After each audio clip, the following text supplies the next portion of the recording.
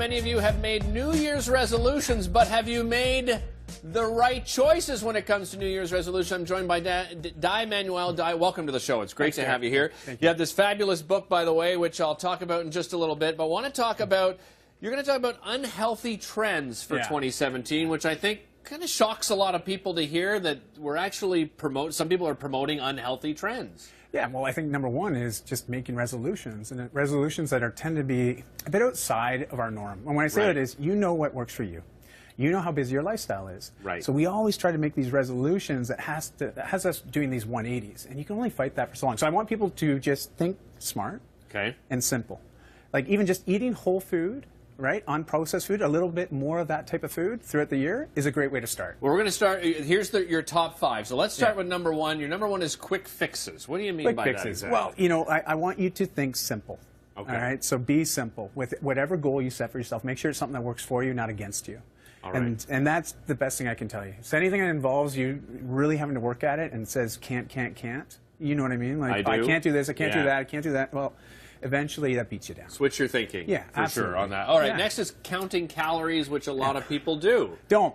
Why not? Stop. Okay. You heard the man. Stop right now. Stop counting your calories. Well, start looking at nutrients and nutrient quality, and you know, even break it down to the macronutrients. So like protein. Okay. Most Canadians don't get enough of it. So I encourage you just to eat a little bit more protein every day. And just as an example, a single serving of 26 grams, I brought 4 examples of different ways. Let's go through each one. Yeah, and these are great. So you could get 7 servings of peanut butter.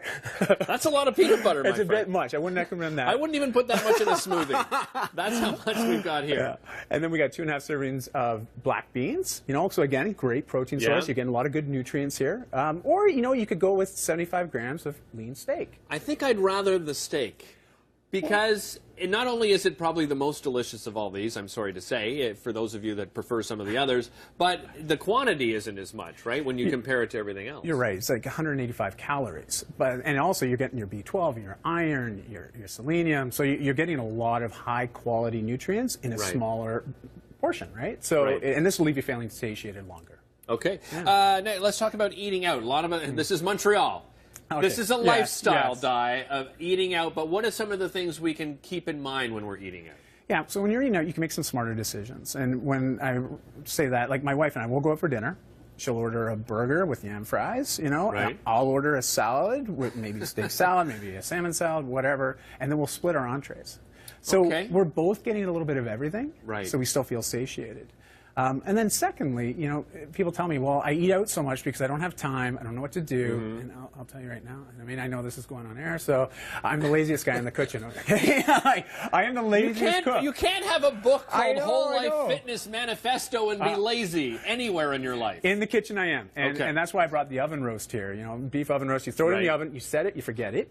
Yes. But why I'm lazy with this is we get a great meal that night, but I'll make 2 or 3 extra meals throughout the week with it. Okay. You know, like I got grab and go tortillas, you know, even as a topper on a salad. So you can be a bit smarter and leverage your time a bit more effectively and planning ahead, right? Yeah, exactly. All right, next up is unmindful eating. I'm not sure what you're meaning by this. Well, mindfulness is a buzzword, and it's been really popular in the last 5 years. And it's this idea of really using all of our senses when we're doing certain actions. And so eating in particular, a lot of us are distracted eaters. You know, we have TV, we have our computers, we have our mobiles.